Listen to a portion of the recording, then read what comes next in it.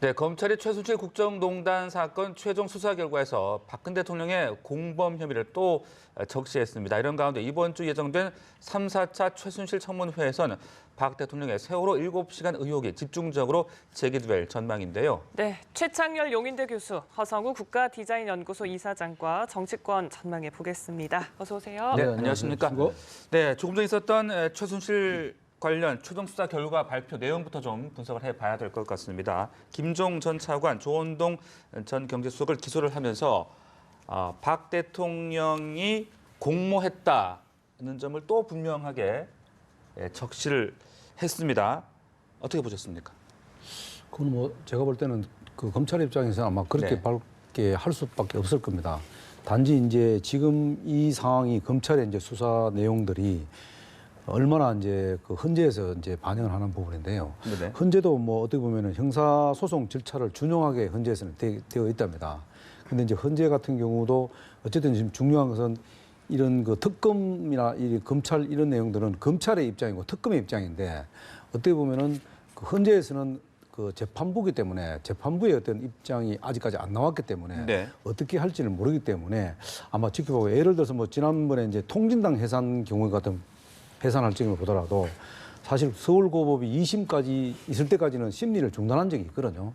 이렇기 때문에 그 이번에 헌재에서도 아마 그렇게 될 가능성이 높다. 그래서 지금 헌재에서 뭐 어쨌든 중요한 것은 지금 국민들의 관심이 이제 집중되고 있는데 이제 얼마나 심리를 빨리 끝내느냐 하는 부분인데 네. 과연 이제 오늘 있었던 이 지금 검찰의 이제 그러니까 박근혜 대통령하고 공모라는 걸 적시했다는 것이 네네. 얼마나 이제 반영이 될지 그거는 좀 두고 봐야 될 것 같습니다. 네, 네. 특검 수사나 헌재 결정에 좀 영향을 미치지 않겠습니까? 어차피 특별수사본부의 수사는 뭐 거의 사실상 끝났다고 봐야 되겠죠. 네. 이제 특검으로 이제 자료를 넘기고 특검 수사에 들어갈 텐데 지금 특별검사가 아직 준비 기간이에요. 준비 기간이 한 열흘 지났습니다. 한 열흘 정도 더 준비한 다음에 이제 본격적인 수사로 들어갈 텐데 네네. 아무래도 지금 이 검찰이 기소한 이런 내용들이 상당히 기본 자료가 될 수밖에 없죠. 지난번에 뭡니까 그 최순실, 안종범 등 이런 그 공소장에 대통령이 공동 정범으로 기재됐었잖아요. 적시가 됐었고 피의자로 입건됐는데 이번에도 역시 김종 전 차관 등 이 기소장에 공소장에 공동 정범으로 이제 기록이 됐습니다. 이런 부분들이 이제 특검에 당연히 영향을 줄 텐데 문제는 네. 특검이 대통령을 대면 조사할 수 있을 것인가 가장 핵심인 것 같아요. 예. 여전히 이제 이 뇌물죄 이른바 제3자 뇌물죄 문제는 아직 검찰이 입증을 못 해냈잖아요. 대면 조사를 못 했으니까. 그래서 특검이 대통령에 대해서 어떻게 수사를 할 것이냐가 가장 관건일 것 같고 네네. 그것이 바로 뇌물죄와 관련되는 것이고 그것이 저는 이 탄핵 헌법재판소와 직접적인 관련이 있는 것 같지는 않아요. 헌법재판소는 물론 이러한 여러 가지 사실관계를 분명히 입증해내야 되겠죠. 그리고 네. 지금 권성동 새누리당 의원, 법사위원장이잖아요. 권 의원이 지금 탄핵소추위원입니다. 헌법재판소에서는.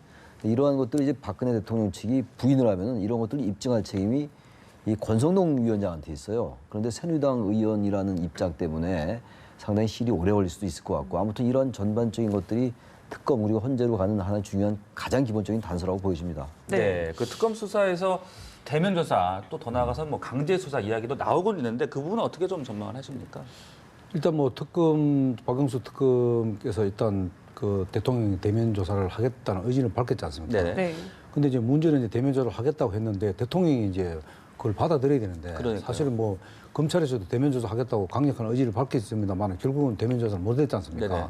그런데 이제 더 중요한 것은 뭐냐면은 헌재에서도 형사 재판을 준용하기 때문에 헌재에서도 사실관계를 지금 적시된 그러니까 탄핵 제안서에 그 적시된 내용들을 갖고 사실 대통령을 대면 조사할 수도 있거든요. 네. 또 참고인 조사도 할 수 있고 이런 왜냐하면 사실관계를 맞추기 위해서 할 수 있는데 그 역시도 마찬가지입니다.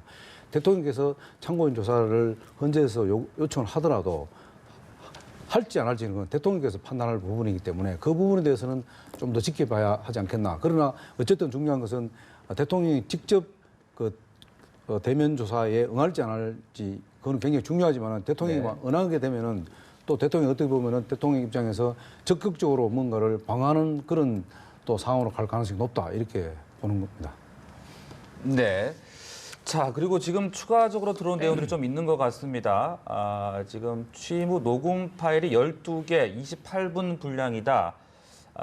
정호성 전 비서관이 최순실 씨에게 문건을 송부하고 의견을 청취했다. 지금 이런 내용들이 수사 결과에 지금 추가적으로 나오고 있는 것 같거든요. 지금 막 내용들이 들어오고 있는 것 같습니다. 그다음에 정호성 전 비서관의 이 녹음 파일 이 부분에 대한 어떤 특검 수사도 좀 더 면밀하게 이루어져야 되지 않겠습니까? 이 수사에서 정호성 휴대폰에 있는 그 내용이 무엇인가가 굉장히 핵심이었어요. 네. 알려지기는 뭐 검찰에서도 이 녹음 파일을 한 10분만 들어도 이게 도저히 이해가 안 간다. 국민들이 받아들이지 않을 거다 이런 얘기들을 했었잖아요. 네네. 뭐 10초짜리 얘기도 있었고 10분짜리 얘기도 있었는데 그 얘기가 지금 나오는 아마 저런 얘기 같아요. 그 이미 언론에 알려진 것처럼 최순실 씨가 정호성한테 그 어떤 대통령이 왜 이런 조치를 안 취하냐고 이렇게 재촉하는 거, 그리고 대통령이 정호성을 통해서 좀 기다리라고 그런다, 뭐 이런 얘기들, 이런 녹음 파일들인 것 같습니다. 지금 얘기가 네네. 나오는 것들은 이제 그런 것들이 수사에 상당한 영향을 미칠 것 같아요. 지금 어쨌든 이번에 이런 것들이 밝혀질 수 있었던 게 그 태블릿 PC에 있는 그런 여러 가지 자료 파일들, 그리고 정호성 휴대폰에 있는 그 녹음 내용, 녹취, 그것이 가장 결정적인 그 검찰이 진술 증거를 확보했다라고 보여지는 거거든요. 예. 네. 그래서 이제 그런 것들이 완전히 공개되면은 더욱더 파장이 크지 않을까 이렇게 생각이 됩니다. 네. 그리고 이 태블릿 PC도 최순실 것이 맞다. 업무 지시 문자 등도 발견이 됐다. 이런 내용들도 지금 속보로 들어오고 있습니다. 근데 이제 문제는 이제 태블릿 PC가 지금 그 고영태 씨가 이야기는 그 최순실 씨는 태블릿 PC에 사용을 못 한다는 이야기를 네. 했었거든요. 그렇다면은 그게 지금 사실 어떻게 보면은 그렇게 되면은 이게 태블릿 PC의 주인공이 누구냐 이거죠. 이렇게 되면 또 수사가 원점에서 돌아가야 된다는 거죠. 그래서 네네. 아마 오늘 이야기 나왔던 뭐 우리 최 교수님께서 말씀하신 여러 가지 내용들은 아마 특검으로 다 넘겼을 겁니다. 그러면 네. 이제 특검에서 그 사실관계를 더 따져봐야 되지 않겠나. 그러나 지금 검찰에서 또 뭐 지금 아까 최 교수님 말씀하신 대로 뭐 10분만 들으면은 뭐 정말로 깜짝 놀랄 일이 발생하는데 그거는 검찰에서 사실 공식적으로 부인을 다 했습니다. 그게 아니다라고 했는데 그러나 어쨌든 태블릿 PC나 그 지금 정호성 비서관에 있던 그 녹음된 그 핸드폰에 녹취된 문제 이런 것들은 아마 특검에서 그 수사를 하기 위한 굉장히 중요한 단서가 되지 않겠나 특검에서 그렇기 네. 때문에 일단 이제 앞으로는 특검에서 얼마나 이제 이것을 아마 그 엄중하게 또 체계적으로 이걸 이제 수사를 하느냐 여기에 좀 지켜봐야 할 사안이라고 네. 생각합니다. 하나 제가 첨언할 게 그 고영태가 그 청문회에서 태블릿 PC를 최순실이가 다루지 못한다 했던 건 거짓입니다. 거짓. 아하, 왜 그러냐면요. 그 최순실 씨가 그 최순실 씨의 그 동선하고 태블릿 PC의 아이디를 추적해 보니까 거의 완전히 일치해요. 이건 이제 와서 뭐 태블릿 PC를 사용할 줄 모른다 이런 거는 말이 안 되는 얘기고 그거는 검찰도 태블릿 PC가 최순실 씨 거라고 인정을 했기 때문에 그건 뭐 특검에서 물론 다시 더 밝혀지겠습니다만 그건 네. 지금 논쟁의 거리가 이미 아닙니다. 네. 그리고 뭐 제3자 뇌물죄와 관련해서 기업 수사 자료를 특검이 인계를 한 것으로 보이는데 사실상 그 저희 국정조사 청문회 때도 그랬고 뭐 특혜를 바란 게 아니다 다 하나같이 그렇게 얘기했잖아요. 근데 어쨌든 박영수 특검팀이 사실상 기업 수사에 굉장히 강하기 때문에 이 부분도 굉장히 면밀히 좀 들여다볼 것 같습니다. 글쎄요, 지금 지난번에 그 재벌 총수 9명 청문회가 있었잖아요. 그때는 어쨌든 청와대의 지시나 요청에 의해서 했다. 그리고 청와대의 지시를 따르지 않을 도리가 없었고 정부 정책을 따르지 않을 수가 없다라는 얘기를 했어요. 재벌 총수들이. 그럼에도 불구하고 여러 그 정황이 제기된 거 있잖아요. 뭐 면세점 문제라든지 사면 관련된 거 이러한 것들에 대해서는 대가성 다 부인했어요. 네. 재벌 총수들이. 그렇기 때문에 뇌물죄를 입증하기가 현재 어려운 거거든요. 그 청문회에서 어쨌든 그래도 수학이라면 그 어쨌든 청와대의 지시에 의해서 이루어진 거다. 그리고 전경련의 그 이상철 전경련 부회장 같은 경우는 처음에는 완전히 부인했었잖아요. 자발적으로 다 모금했다라고 했는데 스스로가 다 얘기를 했어요. 이건 완벽하게 강제 모금이라고 얘기를 했는데 문제는 이제 같은 얘기입니다만 어떠한 청탁이 있었는가. 그리고 암묵적으로 기업이 돈을 내면서 청와대에 어떠한 것들 부탁한 게 아니냐. 뭐 세무조사라든지 면세점 확대하는 문제라든지 사면 문제라든지 이런 것들이 밝혀진다면 그것은 완전 뇌물죄가 될 수 있죠. 네. 뒤에 3자 뇌물죄가 될 수 있고 그것이 네. 아마 특검 수사의 핵심이 될 겁니다. 재벌 총수들 제 생각에는 재벌 총수들 뇌물죄를 적용하기는 굉장히 특검에서도 밝히기 어려울 가능성이 높다. 왜냐하면 네. 저는 특별수사본부가 그 수사 그 재벌들 조사하고 나서 그 밝힌 그 보도 내용을 보면은 특별본부에서 그 이야기했죠. 이거는 재벌 총수들이 피해자다 이렇게 적시를 했단 말입니다. 이미 그 특별수사본부에서 재벌 총수들을 피해자로 이미 벌써 단정을 해버리기 때문에 이 특별수사본 이게 특검으로 넘어오더라도 그것을 뇌물수수로 밝히기가 굉장히 어렵다. 그리고 또 청문회에서도 거의 다 똑같이 하나같이 전부 다 피해자라고 이렇게 본인 스스로들 다 이야기하기 때문에 자기들은 네. 대가를 받을 생각이 없다고 이야기하기 때문에 특검에서도 그 밝히기가 아마 쉽지 않을 겁니다. 그게. 네, 과연 여러 가지 의혹들을 특검이 어떻게 밝혀낼지 우리가 좀 잘 주목을 해봐야 될 것 같고요. 네. 새누리당 이야기로 좀 넘어가 보겠습니다. 지금 뭐 탈당파들은 신당 창당을 선언했고 또 비주류들은 지금 회동을 갖고 있는데 뭐 당 지도부 거취라든지 친박 인사들의 어떤 인적 청산 문제 어떤 이야기들이 나올 것으로 보십니까?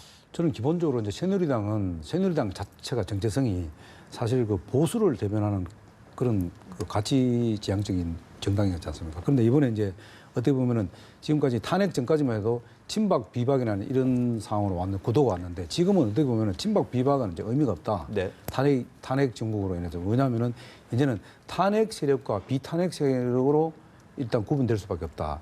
이 두 세력들이 이제는 선택할 수 있는 게 그 공동 분모를 찾기 위해서는 같이 살 건지 아니면은 따로 살림을 채울 건지 하는 부분인데요. 근데 지금 이렇게 보면은 거기에 이제 탄핵 세력이든 비탄핵 세력이든 대체적으로 새누리당에 있었던 사람들이 보면은 찬바람을 맞는 걸 되게 싫어합니다. 어떤 뭐 그 야당하고 그 상황이 좀 다른 그 보수 지향을 추구하는 정당이기 때문에 이 사람들이 과연 창당을 해서 새로운 세력을 만들어서 과연 살아남겠다는 부분인데요. 그러나 이제 이것이 이제 어쨌든 지금 한 지붕 두 가족을 지금 이것을 계속 유지하기는 어렵다. 그렇다면은 공통목으로 갈 수 있는 게 뭐냐? 그러면 제가 볼 때는 개헌이라는 매개체로 해서 사실 탄핵 세력과 비탄핵 세력이 같이 갈 수 있는 그런 어떤 여지는 있다고 봅니다.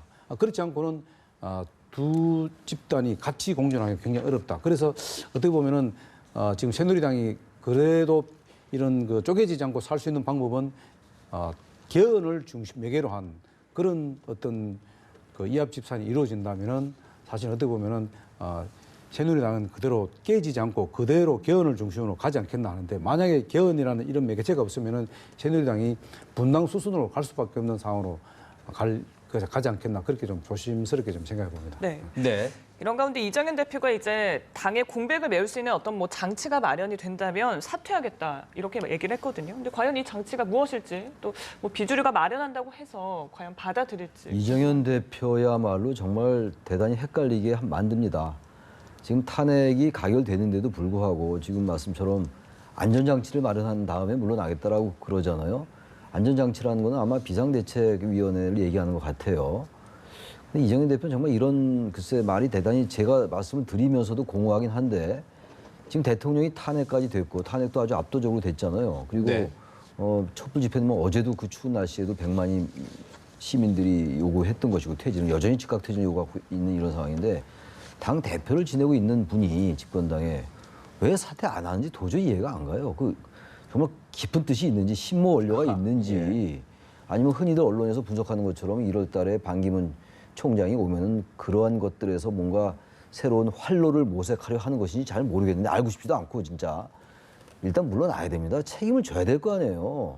뭘 안전장치 마련한답니까? 도대체 제가 이해가 안 가요. 제가 워낙에 과문해서 그런지 모르겠는데요. 저의 이 짧은 생각은 도저히 이해가 안 갑니다. 물러나야 됩니다. 지금 새누리당은 지금 아까 지금 말씀하신 것처럼 비박이 아마 주도권을 잡으려 할 겁니다. 아마 탄핵이 압도적으로 가결이 됐기 때문에. 네네. 그럼 친박 의원들 중에서도 상당수가 이번에 찬성을 찍었잖아요. 표가 얘기해 주는 거 아닙니까? 그런데 지금 이정현 대표가 안 물러나면 새누리당이 뭔가 할 수가 없어요, 지금. 당을 위해서라도 당 대표가 되신 분이니까 물러나는 게 책임을 져야 될 거 아니에요. 근데 단지 이제 원래 얘기는 12월 21일 날 사퇴하겠다. 네네. 그리고 1월 달에 전당대회 하겠다 그러는데 아마 그 생각도 좀 아닌 것 같아요. 그래서 비상대책위원회라는 안전장치 마련하고 가겠다. 근데 비상대책위원회가 쉽게 만들어지기가 어려워요, 지금. 일단 비상대책위원장으로 영입할 인물도 별로 없고 김영호나 정의화나 의장, 전 의장들 이런 분들 다 고사했거든요. 비상대책위원회 구성도 어려운데 그럼 비대위 구성까지 그대로 있겠다라는 얘기인데 비대위 구성하고 자신의 사퇴하고 무슨 상관이 있습니까? 네네. 전혀 상관없습니다. 저는 그 이정현 대표 정말 책임 있는 정치인이 아닌 것 같습니다. 이번에 그 탄핵이 이제 압도적으로 가결되고 나서 이런 이야기들이 있더라고요. 이정현 대표가 차라리 이 탄핵 얘기가 나왔을 적에 바로 비박계에다가 이 바톤을 넘겨줬으면은 과연 이런 결과가 나왔겠느냐 하는 그런 좀 이야기들이 사실 많았어요. 이거는 뭐 물론 국민들의 뜻을 거스를 수 없는 대세이기 때문에 어쩔 수 없지만 그러나 이정현 대표를 바라보는 국민들 입장에서 볼 때는 과연 저분이 집권 여당의 어떤 당 대표로서의 이제 합리적인 사고를 하고 있느냐 하는 네네. 부분이 굉장히 그 이야기들이 많았거든요.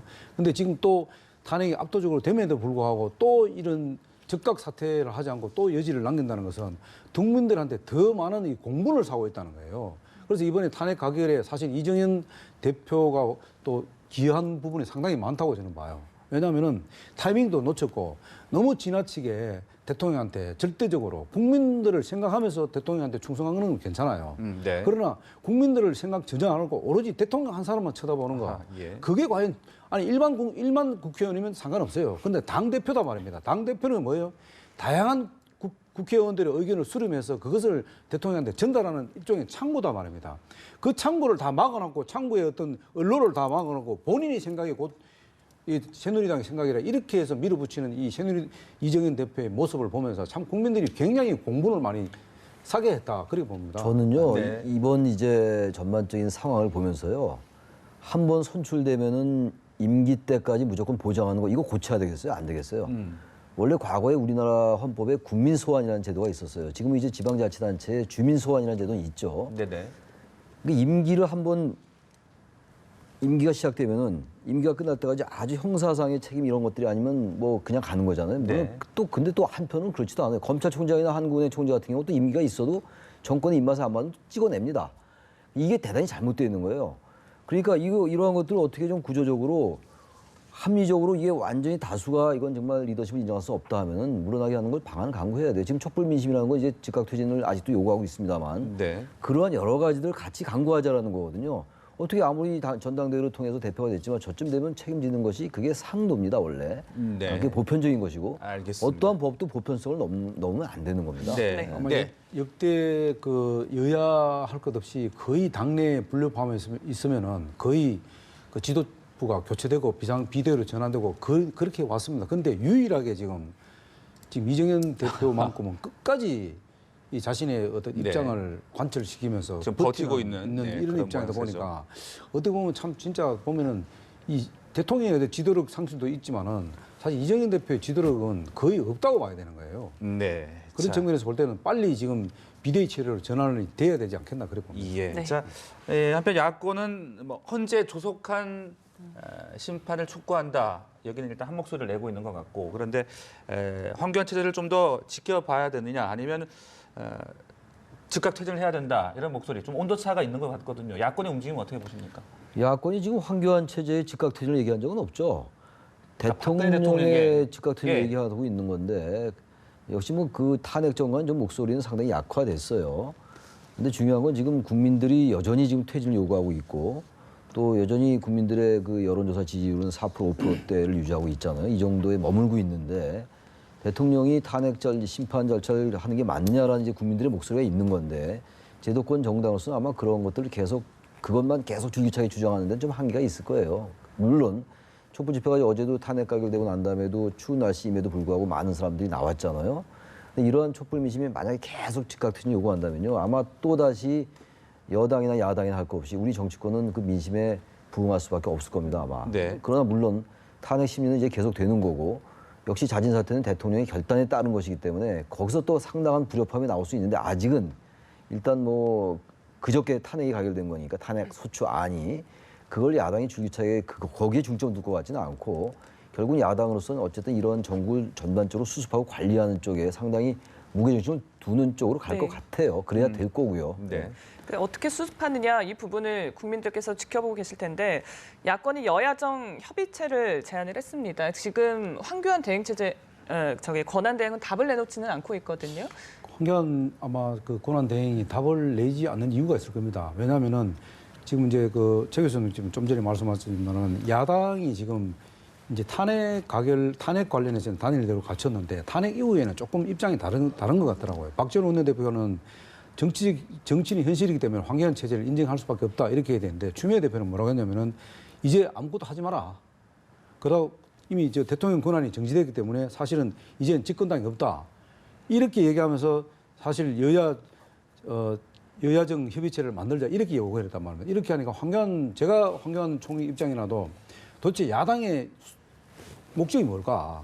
이 순수함이 제대로 보이지 않는 거예요.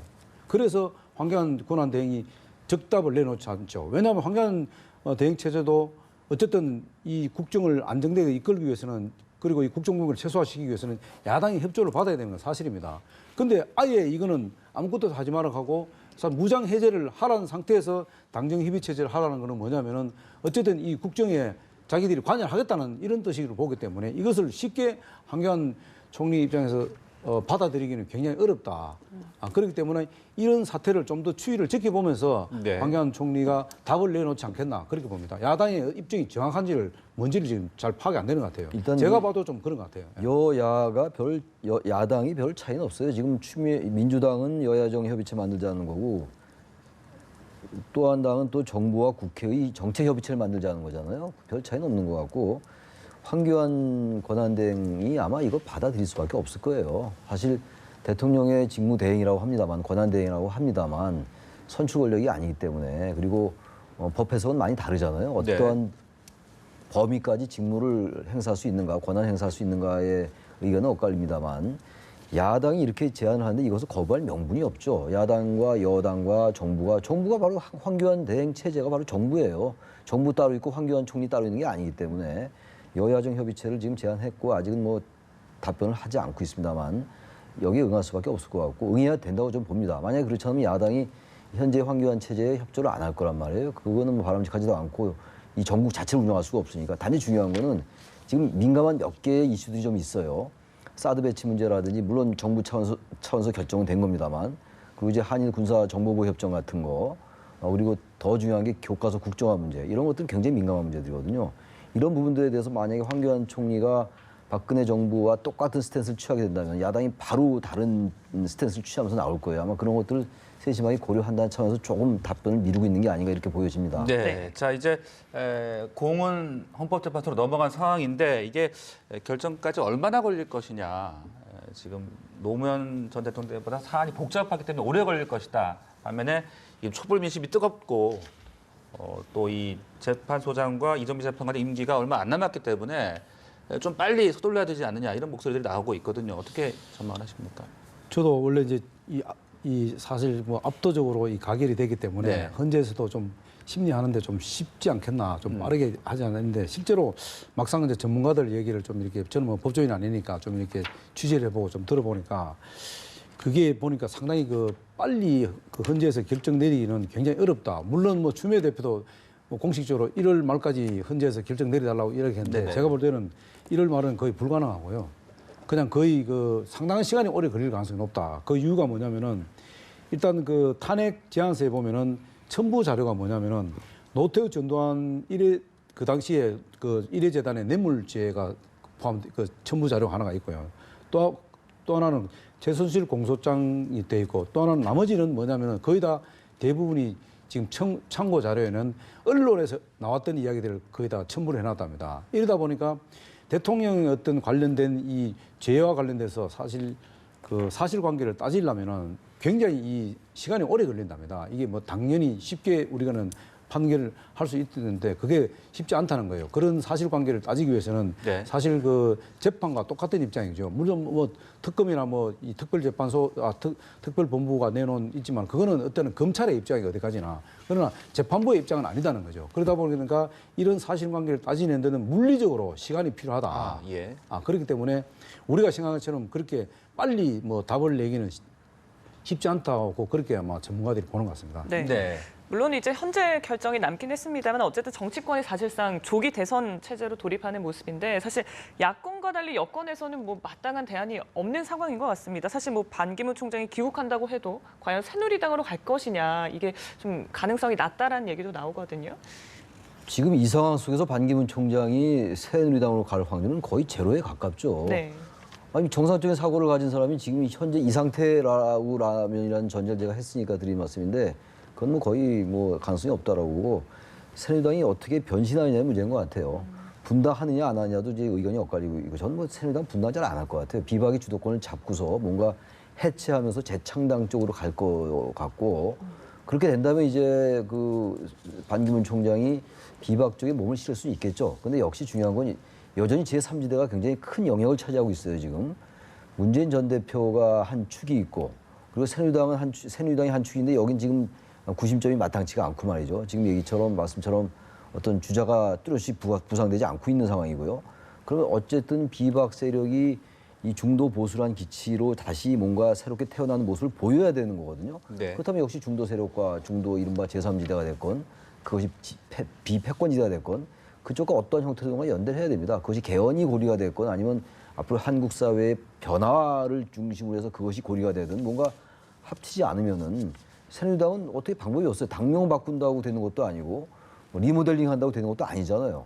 2012년도에 당명 바꾸고 2011년도 말이죠. 당명 바꾸고 해서 대선도 이기고 총선도 이겼습니다만 그때 상황은 완전히 다른 거기 때문에 어쨌든 비박을 중심으로 해서 뭔가 당을 완전히 해체하는 것들을 국민들에게 보여줄 때 그럴 때 새누리당이 뭔가 새로운 활로가 열리지 않겠는가 보여집니다. 네, 네. 알겠습니다. 새누리당이 그래도 위기를 극복하기 위해서는 딱 한 가지 아까도 말씀드렸지만 이 새누리당 위기를 극복하기 위해서는 어쨌든 권력 구조 개편을 중심으로 해서 뭔가를 새로운 세력을 재편하게 되면은 아마 그 새누리당도 돌파할 수 있는 어떤 그 출구가 아마 열려 있을 가능성이 높다고 그래 봅니다. 네, 전국 상황 지금까지 자세하게 이야기 나눠봤습니다. 두 분 말씀 고맙습니다. 맞습니다.